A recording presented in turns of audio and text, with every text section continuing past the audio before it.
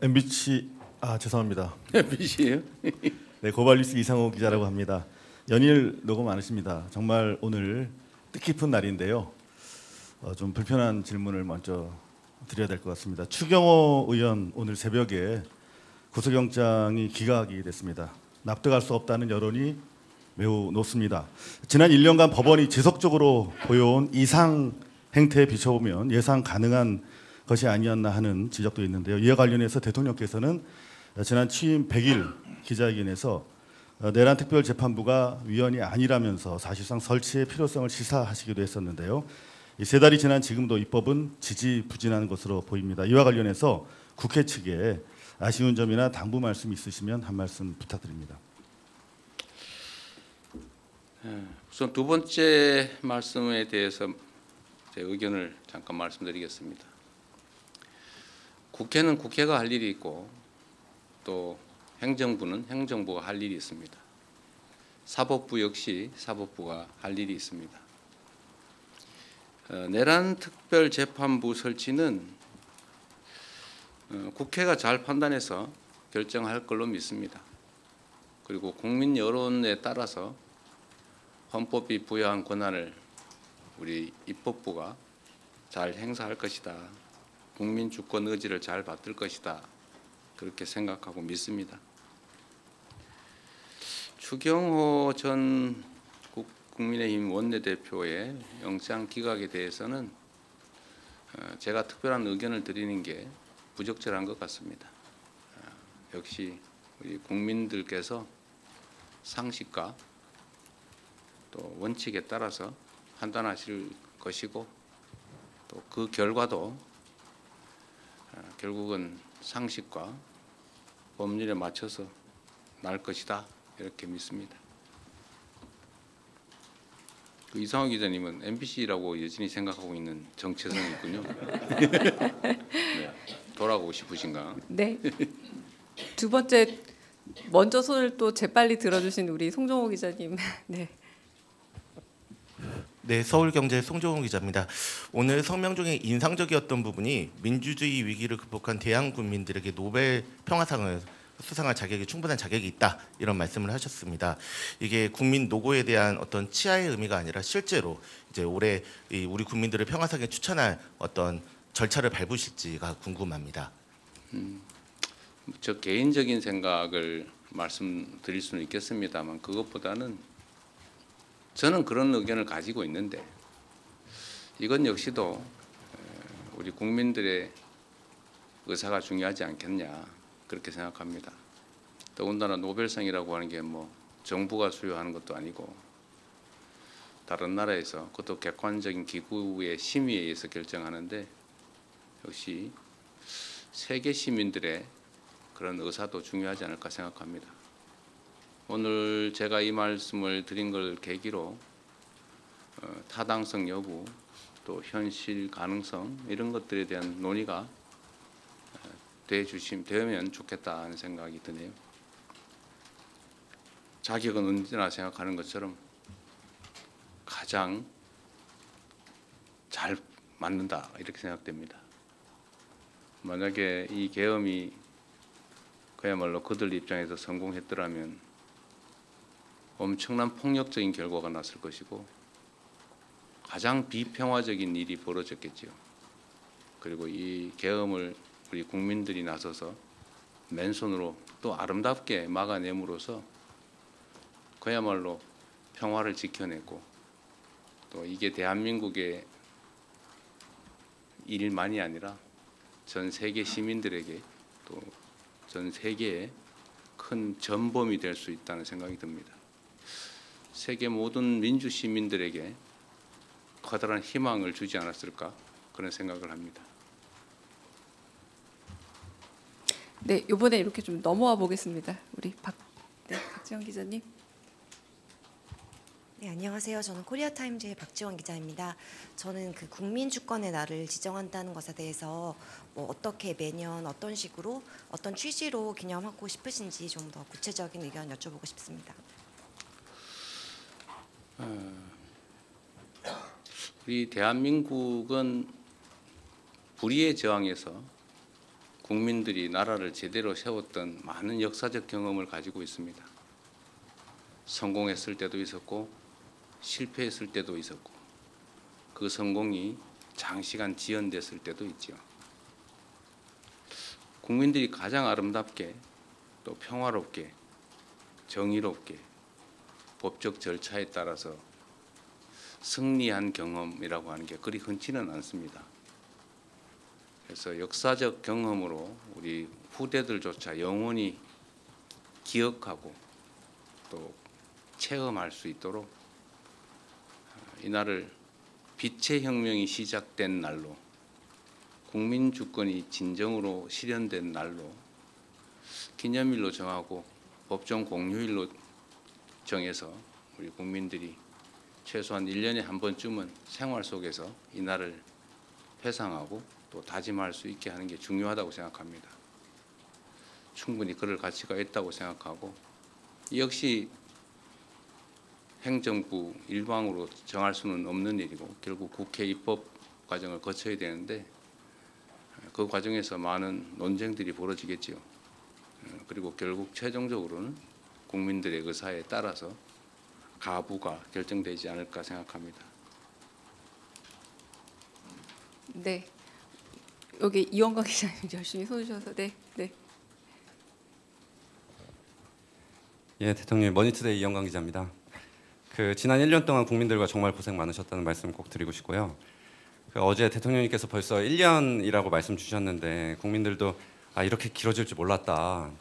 계엄 극복 과정이 너무 더디다. 이렇게 말씀하는 분도 계시고 또 일각에서는 사실 너무 필요하다 이렇게 하시는 분들도 계십니다. 지난 계엄 극복 과정에 대한 대통령님의 평가랄까요? 좀 말씀을 부탁드리고요. 또 어찌 보면 다소 좀 다양한 목소리를 내고 계시는 국민들께 대통령님으로서 좀 하고 싶은 말씀이 있으시다면 좀 말씀도 부탁드리겠습니다. 네, 제가 드리고 싶은 말씀을 할 수 있게 질문해 주셔서 감사합니다. 우리는 이제 개혁 과제라고 하는 얘기를 자주 합니다. 변화하고 더 나아져야지요. 개혁이라고 하는 말이 원래 가죽을 벗긴다 이런 의미를 가지고 있는데 더 나은 상황을 만들기 위해서는 고통이 수반된다는 의미이기도 할 겁니다. 우리가 현재 바람직하지 못한 상태를 미래에 좀 더 바람직한 상태로 바꾸려면 현재 상태에서 부당하게 이익을 보거나 또는 불합리하게 이익을 보는 집단 또는 사람들이 당연히 반대하게 돼 있습니다. 저항하게 돼 있습니다. 그건 자연스러운 과정이죠. 마치 군뱅이가 매미가 되려면 탈피를 해야 되는 것처럼 매우 위험하고 고통스러운 과정을 거치지 않습니까? 그 개혁의 과정은 어쨌든 아픈 곳 또는 골마 터진 곳을 도려내야 되는데 수술 과정을 거치지 않을 수가 없죠. 만약에 감기 같은 아주 사소한 질병을 막 1년씩 치료하고 이러면 그건 무능한 거겠죠. 고통이 너무 크겠죠.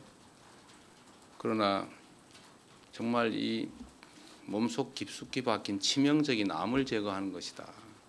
암을 치료하는 것은 그렇게 쉽게 끝나지 않습니다. 대한민국의 헌정 질서를 통째로 파괴하고 법과 질서 위에 군인의 폭력으로 나라를 지배하고자 시도했고 실제로 그게 현실이 될 가능성이 매우 높았지 않습니까? 이런 일은 언제든지 재발할 수 있죠. 그래서 이 나라의 근본에 관한 이 문제는 철저하게 진상규명을 하고 상응하는 책임을 묻고 또 재발 방지를 위한 합당한 대책을 반드시 세워야 됩니다. 여러분도 한번 생각을 해보십시오. 12월 3일 밤에 이 수없이 많은 우연들이 겹쳐서 계엄을 저지했습니다. 그리고 결국 계엄 수계의 퇴진 그리고 새로운 정부를 만들어냈는데 이 과정에서 정말 그 우연스러워 보이던 단 한 가지만 뒤틀어졌더라도 계엄이 성공했을 가능성이 높습니다. 한 가지만 예를 든다면 혹여 국회로 향하는 헬기를 조기에 상공 진입을 허용했다면 결과는 바뀌었겠죠. 파견된 계엄군 중에 누구 단 한 사람이라도 개머리판이라도 휘둘렀다면, 실탄이라도 지급했다면, 이 단 한 가지들의 우연히 비껴나가기만 했어도 결국은 대한민국은 지옥으로 떨어졌겠죠. 이걸 우리 국민들의 치열한 힘으로 정말로 하나님이 보호하사 막아냈습니다. 시간이 걸리더라도 다시는 이런 위험을 우리 스스로 또는 우리 후대들에게 겪게 해서는 안 됩니다. 조금 길고 조금 지치더라도 치료는 깨끗하게 해야 합니다. 가담자들 가혹하게 끝까지 엄벌하자는 취지가 아닙니다. 깊이 반성하고 재발의 여지가 없다면 용서하고 화합하고 포용해야 되겠지요. 그러나 숨겨놓고 적당히 넘어갈 수는 없습니다. 통합해야 됩니다. 그러나 통합이 봉합을 의미하지는 않습니다.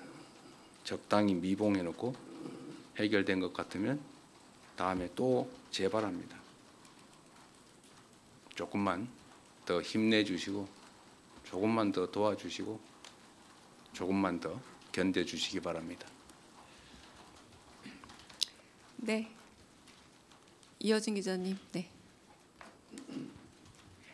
안녕하세요. OBS 이어진입니다. 오늘 저녁에 시민단체가 주최하는 행진에 참석하십니다. 현직 대통령으로서는 이례적인데 이 참석하시게 된 배경과 또 어떤 메시지 내실지 궁금합니다. 메시지를 낼지 말지는 고민 중이고요. 오늘 메시지를 너무 많이 내게 될 것 같아서 제가 그 역사적 현장에 그 역사적 순간에 참여하고 싶었습니다. 저 역시도 그날 밤에 그 끔찍한 기억을 정말 지워버리고 싶지는 않습니다. 고통스럽긴 하지만 다시는 이런 일이 생기지 않도록 저 스스로를 다잡기 위해서 저도 시민의 한 사람으로서 조용히 참석해 보려고 합니다. 그런데 경호 문제 때문에 안 된다고 막 말려가지고 제가 몰래 갈 생각입니다. 이어진 기자님이 요새 마이크 들고 안 쫓아오시는데 네, 다 네. 언론 여러분들의 관심 덕분입니다. 감사합니다. 네, 이제 대통령님께서 다음 일정이 있어서 좀 더 해도 한 괜찮답니다. 분만 더 네. 받을까요? 네, 한 분만 더 질문을 받겠습니다. 네, 여기 이동환 기자님 이쪽 넘어와서 질문 받겠습니다. 네. 예, 국민일보 이동환입니다. 그 봉합이 아니라 국민 통합이 중요한 상황이라고 하셨는데 그 당에서는 추가 특검이 더 필요하다고 말도 많이 나오고 있는데요. 그 필요성에 대해서 좀 어떻게 생각하시는지 대통령께 여쭤보고 싶고, 그 다음에 이제 전에 트럼프 대통령도 노벨 평화상 받아야 된다고 하셨는데 이게 어제 또 한반도 평화의 중요성도 말씀을 하셨고, 실제로 한반도 평화에 트럼프 대통령이 역할을 해서 진전이 있다면 촛불혁명 국민들과 이제 복수 추천하실 것도 하실 건지도 궁금합니다. 글쎄, 그게 뭐 노벨 평화상이 평생 하나만 있습니까? 우승 트로피는 아니잖아요. 매년 반복적으로 수여하는 것이고 이게 단기간에 끝날 일도 아니다. 그 말씀 하나 드립니다. 추가 특검 문제는 국회가 적절히 잘 판단할 거라고 생각합니다. 분명한 것은 지금 현재도 밝혀지지 않는 것들이 너무 많아 보입니다. 제가 그래서 며칠 전에 그 기사를 하나 일부러 저도 공감이 많이 가서 트위터에 게시했었는데 그 아무도 몰랐지 않습니까? 그냥 풍선은 민간단체가 북한으로 보냈나 보다. 군대는 전쟁 유발을 위해서 한 일이 무인기를 반복적으로 북파했다. 그리고 일각의 의심으로는 무장 헬기들이 도발적으로 비행했다. 뭐 이런 정도였는데 아파트 웬만한 아파트 뭐 2층 크기만 하다 했나? 하여튼 그 대규모 대형의 선점 비라를 실은 풍선을 군에서 대북 심리전단, 대북 심리전단에서 북쪽으로 보냈다. 그건 전혀 모르던 일이잖아요. 마치 다 드러난 것 같지만 우리 사회에 드러나지 않은 많은 부분들이 있는 것 같습니다. 현재 내란인 특검이 끝나더라도 그걸 이 상태로 덮고 넘어가기는 어려워서 뭐 보나마나 또 특별수사본부든 뭐든 꾸려서 계속 수사해야 될 텐데 그게 과연 이 정부가 하는 게 바람직할까? 엄청난 정치적 논란이 또 벌어지겠죠. 수술을 깔끔하게 빨리 잘 끝내야 되는데 수술 때문에 더 큰 고통을 겪지 않을까? 그렇다고 또 안 할 수도 없고 그런 복잡한 생각이 있습니다. 이런 문제까지도 아마 국회가 고려하고 있지 않을까 생각하는데 국회를 믿고 일단은 기다려 보겠습니다. 그리고 좀 더 하시라고 하십시오. 제가 40분에 출발하면 된다더라고요. 네, 그럼 저는 허락을 득하였으니 조금 더 질문을 받겠습니다. 거의 네, 다 끝나가는 것 같습니다. 네, 아까 송수석 기자 계속 손 드셔가지고 송수석 기자 먼저. 네. 네. 아 죄송해요. 제가 지금 안경 안 써서 제가 조금 네 성함을 헷갈렸습니다. 죄송합니다. 네. 네, 대통령님 연합뉴스 황윤기 기자입니다. 그 성명에서 말씀하신 것 중에 정의로운 통합이라는 단어가 눈에 띄었는데요.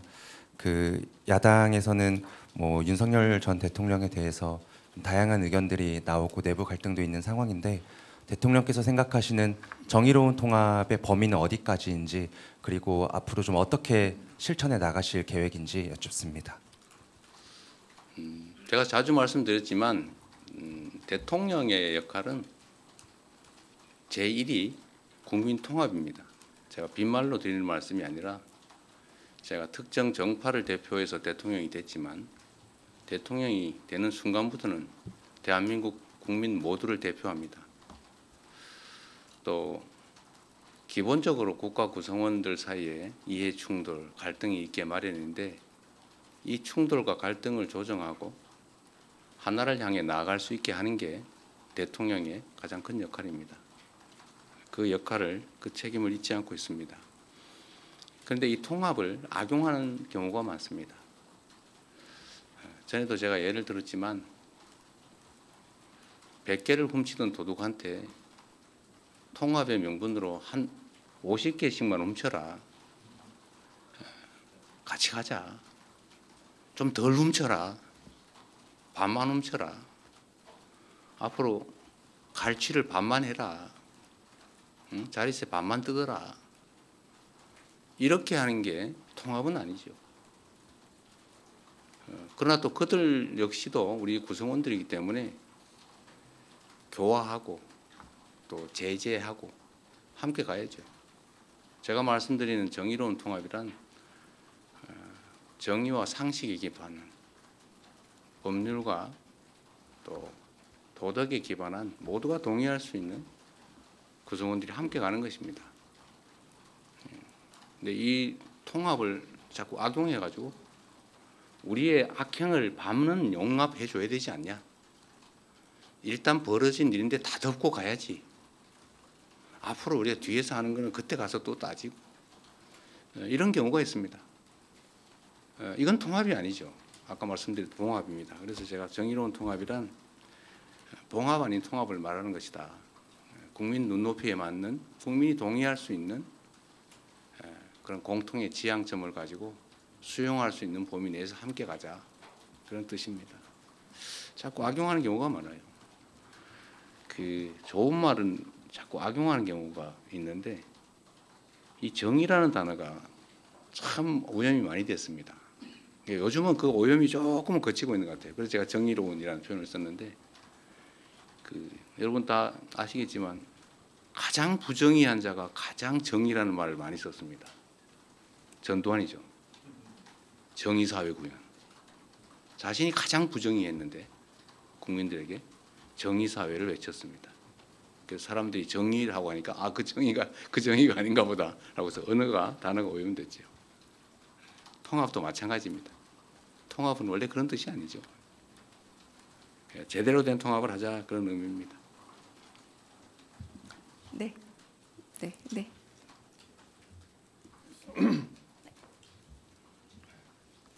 안녕하세요. 쿠키뉴스 이승 기자입니다. 어쨌든 오늘 계엄 1년이 됐지만 계엄으로 인해서 경제의 어떤 불확실성 이런 것 때문에 후유증도 좀 지속되고 있어서 저는 최근 이제 그 물가 상승에 대해서 질문을 드리고 싶은데요. 최근 원화 가치가 급락하면서 수입 물가도 뛰고 좀 그 여파로 전체 물가 불안이 계속 되고 있습니다. 그래서 특히 저소득층이랑 중소기업의 부담이 집중되고 있다는 우려가 커지고 있는데 좀 대통령님께서는 어떻게 이 물가 상승 압력을 어떻게 관리하고 좀 취약계층이나 중소기업의 이런 피해를 어떻게 최소화할 계획이신지 궁금합니다. 물가와 경제 성장의 관계를 좀 생각해 볼 필요가 있을 것 같습니다. 가장 나쁜 것은 경기 침체 중에 물가가 오르는 것입니다. 그게 종전 정부에서 이번 전반기까지 있었던 일이죠. 그에 비하면 지금 물가는 꽤 안정된 편입니다. 근데 지금 경제가 상당히 빠른 속도로 회복되고 있습니다. 지난 1분기에는 마이너스 0.2%의 소위 역성장, 경제 축소를 경험했습니다. 그 와중에도 물가는 오르고 있었죠. 근데 지금은 아주 빠른 속도로 후반기가 되면서 경제가 회복되고 있습니다. 지금 예측 최종 성장률이 1%라고 하니까 아마 후반기에만 해도 거의 1.몇% 후반 이 정도의 아주 급격한 회복세, 상대적으로 보면 회복세를 보이고 있기 때문에 아무래도 물가에 상승 압력이 되지 않을까 생각이 듭니다. 환율 문제도 있고 또 주가 문제도 있고 아주 복합적이어서 저희가 면밀히 상황을 주시하고 가능한 대책을 수립 중이고 또 일부는 집행 중입니다. 종합 물가는 지금 어느 정도인가요? 2.1%. 연간으로 2.1%죠. 그러니까 전체로 보면 그렇게 고물가는 아닌데 지금은 이제 상황이 급변하다 보니까 체감 물가가 상당히 높을 수도 있고 또 그게 우리 국민들한테 큰 고통이 될 수도 있기 때문에 치밀하게 잘 대처하도록 하겠습니다. 네. 정말 마지막 질문으로 이제 두 분밖에 없는데 두 분 하세요 그냥. 네. 먼저 김경록 기자 먼저 하시고 네.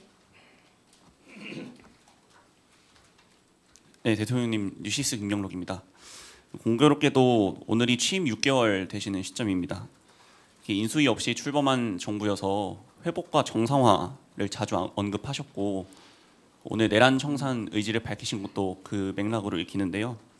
물론 과거 잘못을 바로잡는 것도 중요하지만 현실과 미래의 국정을 설계해야 하는 것도 정부의 책무이기도 해서 앞으로 6개월은 어떤 방향성으로 국정을 이끌어갈 계획이신지 한 말씀 부탁드립니다. 우선 이 말씀을 드리기 전에 버뜩 생각나서 그런데 어제 밤에 국민의힘 야당 측에서 예산안을 합의 처리해 주신 점에 대해서 감사드립니다. 그게 정치의 일면이 아닐까 싶습니다. 치열하게 싸우더라도 또 할 일은 한다. 아주 모범적인 모습을 보여줬다는 점에서 감사드립니다. 지난 6개월은 정말 어떻게 지나가는지 모를 정도로 정신없이 보냈던 것 같습니다. 그리고 지난 시기는 아무래도 회복에 중점이 주어졌다고 생각이 됩니다. 물론 동시에 미래를 향한 성장과 도약도 많이 준비했습니다. 앞으로는 이 비중이 점점 더 미래 중심적이고 성장 발전적으로 바뀌게 되겠죠. 그러나 과거 청산 또는 비정상의 회복 이 부분도 매우 중요한 일이어서 계속해 나가야 되지 않을까 싶은데 다만 비중은 계속 좀 미래지향적으로 바꿔 나갈 생각이고 또 그렇게 해야 된다고 생각합니다. 그래서 우리 언론 여러분뿐만 아니라 우리 국민 여러분께서 또 어려운 국민에서 인내하고 잘 견뎌주신 덕에 6개월 동안 예상 밖의 성과들을 낸 것 같습니다. 제 예상으로는 경제 분야 회복이 상당히 더딜 것 같아서 걱정이었는데 생각보다는 빠르게 전환이 되고 있는 것 같습니다. 성장률도 그렇고 자본시장도 그렇고 또 각종 심리 지수도 그렇습니다. 그러나 시간이 좀 필요하겠죠. 다 됐죠? 네. 마지막 딱 한 분 그래요? 저희 MBN 송주영 기자 질문 마지막으로 진짜 이동 시간이 있어서 정리하겠습니다. 네. 네, 대통령님 질문 기회 주셔서 감사합니다. 그 조금 전에 말씀하셨을 때 몸속 깊숙이 박힌 암 제거를 하는데 시간이 굉장히 오래 걸린다라고 말씀을 주셨는데요. 그 특별 성명에서 말씀하신 이 친위 쿠데타 가담자 심판 말씀하시는 걸로 이해를 했습니다. 물론 뭐 계획대로 되지는 않겠지만 이 앞서 민주정부 적폐청산 작업이 너무 길었다라고 말씀하셨던 게 기억이 나서 질문을 드리는데요. 그럼 과연 이 친위 세력에 대한 심판의 마무리 시점은 언제 정도로 목표하고 계신지 일단 하나 여쭙고요. 그리고 앞서 질문이랑 조금 비슷한데 개업 1년이 지나고 나면 이제 올해 이제 새해가 시작이 되는데 새해 이재명 정부가 구상하고 있는 방향성에 대한 키워드나 주제에 대해서 여쭙고 싶고요. 그렇게 잡으신 이유도 궁금합니다. 새해 구상은 새해 하도록 하겠습니다. 한 달쯤 남았어요. 네, 지금도 고민 중이니까 그 결과는 그때 말씀드리겠습니다. 이 내란에 대한 단죄와 과거 청산은 좀 차원이 다르죠.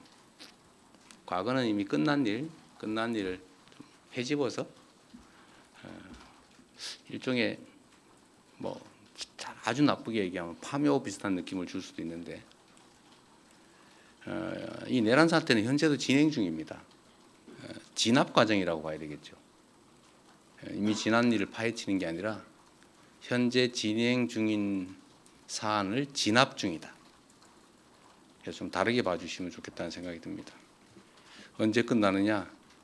끝날 때까지 끝내야죠. 그러나 최대한 빨리 끝날 수 있도록 노력하겠습니다. 그건 뭐 제가 독단적으로 할 수 있는 일은 아니고 독립기구인 특검 또는 뭐 공수처 또는 국회 이쪽 역할이 현재는 더 중요한 것 같습니다. 뭐 아시는 것처럼 제가 수사기관을 구체적으로 지휘하기도 어려운 상황이고 객관적으로도 쉽지 않은 거 여러분도 잘 아시지 않습니까? 최대한 빨리 그리고 엄중하게 명징하게 정리되고 끝나기를 바랍니다. 내란 발생 1주년이기도 하고 또 한편으로는 구체적인 빛의 혁명이 시작된 1주년이기도 합니다. 다 우리 국민들의 정말 성숙한 민주 역량, 시민 의식 그리고 집단 지성으로 이 위기를 기회로 만들고 있습니다. 전 세계가 대한민국 같은 나라에서 친위 쿠데타가 가능한가? 설마 저게 남한이 아니라 북한 아닐까? 이렇게 생각을 했다가 역시 대한민국 이렇게 바뀌었습니다. 전 세계가 2번 놀랐는데 우리가 3번째의 놀라움을 보여줘야죠. 위대한 대한민국, 위대한 국민들과 함께 꼭 만들겠습니다. 고맙습니다.